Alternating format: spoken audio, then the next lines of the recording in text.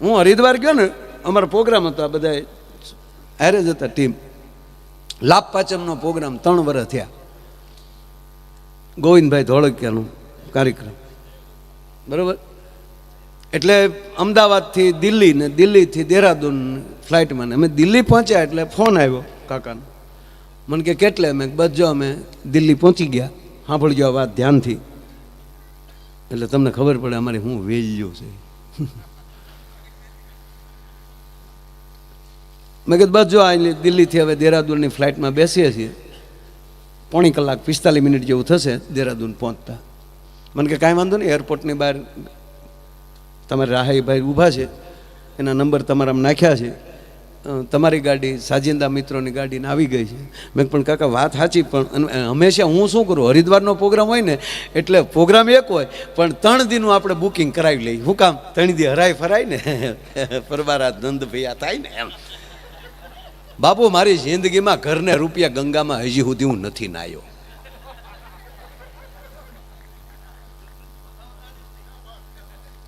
હમણાં આ વખતે હરિદ્વાર ગયો ને મેં ગંગામાં ડૂબકી મારી તો અંદરથી અવાજ આવ્યો મને કે આ વખતે ટિકિટ કોણે લીધી? હું એને પૂન નાખવાની ખબર પડે ને.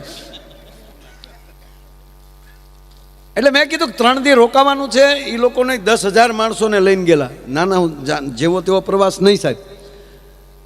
અને ત્યાં અમારો પ્રોગ્રામ, એટલે મેં કીધું ન્યાય પાછું વળા સેલ્ફી નહીં શરૂ થશે, 2 દી આનંદ કરો. મને કે માય ભાઈ તમારો ઉતારો દૂર રાખ્યો છે 2 દિવસ, કારણ કે 2 દી પછી પ્રોગ્રામ હતો. મને કે 2 દી તમારે હારે ગાડીઓ જ રહેશે અને એક ગાઈડ્સ પણ હારે જ છે અહીંનો જાણીતો, તમારે જ્યાં હરવા ફરવા જવું હોય ત્યાં જાજો, આનંદ કરજો, રિસોર્ટમાં ઉતારો રાખ્યો છે. ઓકે કાકા. ટૂંકમાં અમે પોગી ગયા, કોઈને કીધું નહોતું. સાંજના 5 વાગ્યા અને અમે બેઠેલા ગ્રાઉન્ડમાં ખુરશીઓ નાખીને, ત્યાં રામદેવ બાબાનો ફોન આવ્યો મારામાં. એ મહાપુરુષે બાપુ યોગા પૃથ્વીના પટ ઉપર મૂકી દીધો. પતંજલિના યોગા ક્યાંય ખૂણામાં પીડ્યા હતા, પણ વિશ્વને યોગ દિન ઉજવવા માટે મજબૂર કરી દીધા. રામદેવ બાબા માટે પણ પ્રણામ. હા, ફાવે તો કરવા યોગા, નગર કાંઈ ભગવાને આ શરીર તોડી નાખવા ન થયું. ઘણા તો સવારમાં હફ હફ હફ.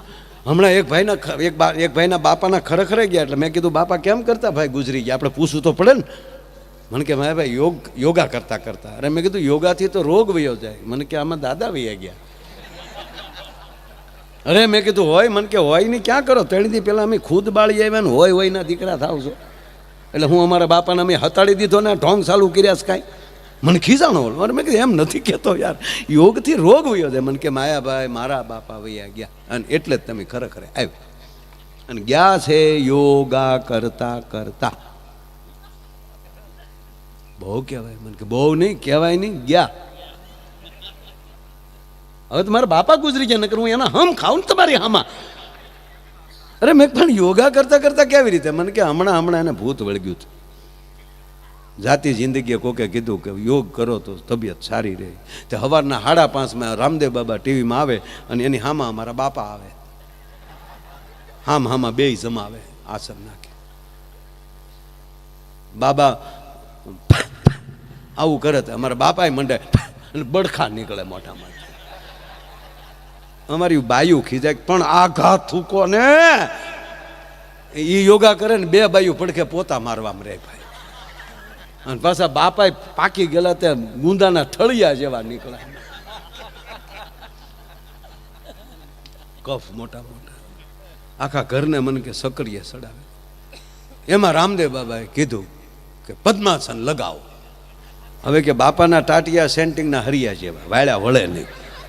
તોય મારા બાપાએ કે કડાકો કરીને આમ પદ્માસન લગાવી દીધો, કડાકથી. અને એમાં રામદેવ બાબાએ કીધું ઊંડો શ્વાસ લો. એટલે મારા બાપાએ ઊંડો શ્વાસ લીધો. જેવો શ્વાસ લીધો ને આખું બંધ થઈ ગયું. અને મને કે હા મેં લાઈટ વહી ગઈ. લાઈટ આવી તા બાપો વહી ગયો. શ્વાસ મૂકો એમ કહે તો બાપો મૂકે ને.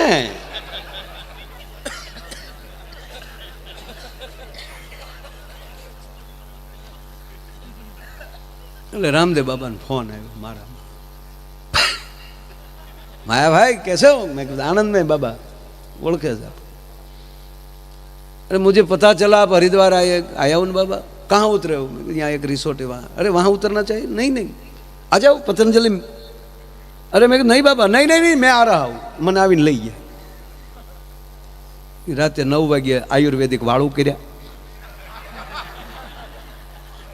11 વાગ્યા સુધી જુનાગઢથી લઈને હરિદ્વાર સુધીની કુંભની વાતો કરી। 11 વાગ્યા હોઈ ગયા। એના નિયમ પ્રમાણે 4:30 વાગ્યા અમે જાગી ગયા। એણે જેમ વળ ખાધા મેં વળ ખાધા હામાં। એ 5:30 વાગ્યા સુધી હાલ્યો। 5:30 થી 6:30 સિવિંગ કર્યું। એ તો ઊંધ ગલોટિયા મારે। અને 6:30 થી 7:30 નાસ્તો કરવા બેઠા, તૈયાર થઈ આયુર્વેદિક નાસ્તો। એ 7:30 વાગ્યા।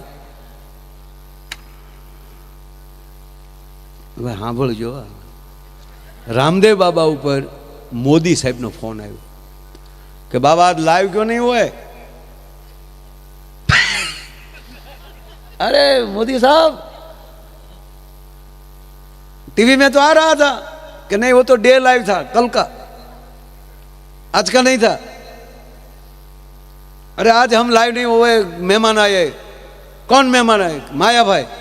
अरे अपना माया भाई? हाँ, क्या कर रहे? बस नाश्ता करने बैठे। नाश्ता करें माना हूँ आऊँ सीखे, હું હમણાં પહોંચું છું, હારે નાસ્તો કરીએ। અને મોદી સાહેબ દિલ્હીથી નીકળી ગયા। કલાક જેવું થયું, અમે બેઠા, ફોન આવી ગયો કે સાહેબ એરપોર્ટ ઉતરી ગયા છે અને 15 થી 20 મિનિટમાં સાહેબ પતંજલિ પહોંચે છે।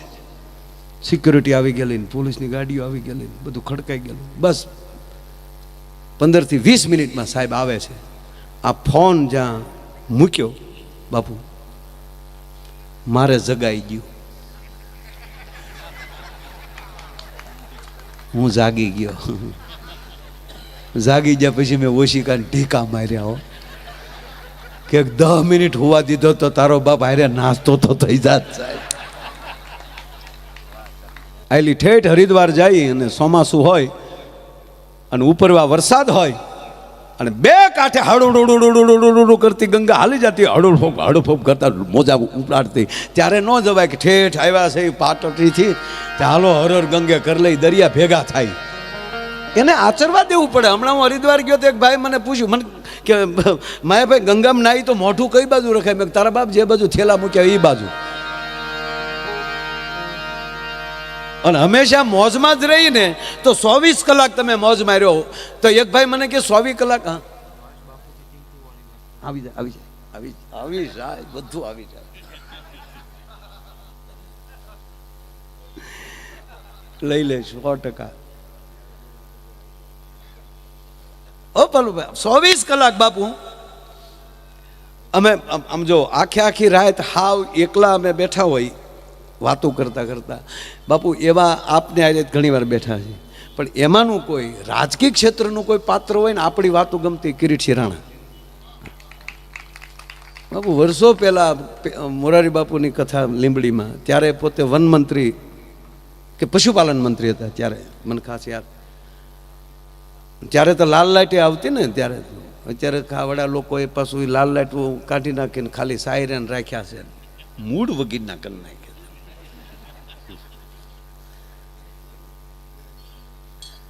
2009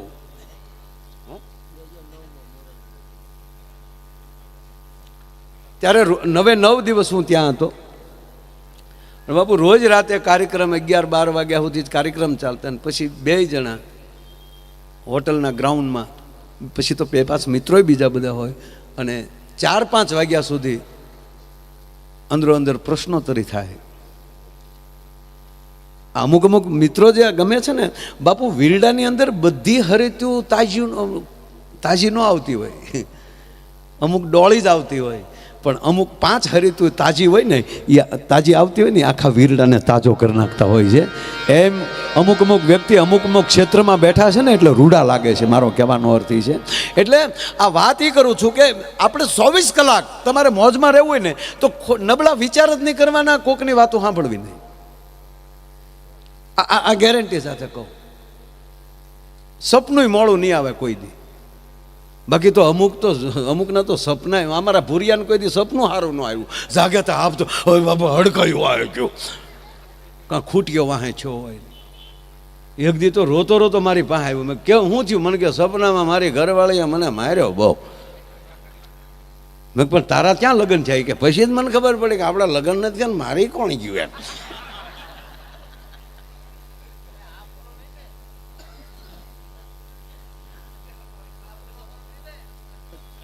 અને હકીકત કહું તમને, સપના મોડા આવે જ નહીં જો તમારા વિચાર સારા હોય. તખતદાનજીને લખવું પડ્યું સાહેબ. દાન અલગારી તખતદાનજી લખે છે, આ સંસાર ખોટો કે સપનું ખોટું, આમાં કાંઈ હળવું જે નહીં રે, પણ અલગારી કે એ અલગારી ક્યાંય ગાળવું થઈને ગાળખ્યું ખોવું રે. જીઓ જીઓ મોજ મારેવું, મોજ મારેવું, મોજ મારેવું રે. અને મોજ તો જ આવશે, તમારી પોતાની હોવી જોઈએ મોજ.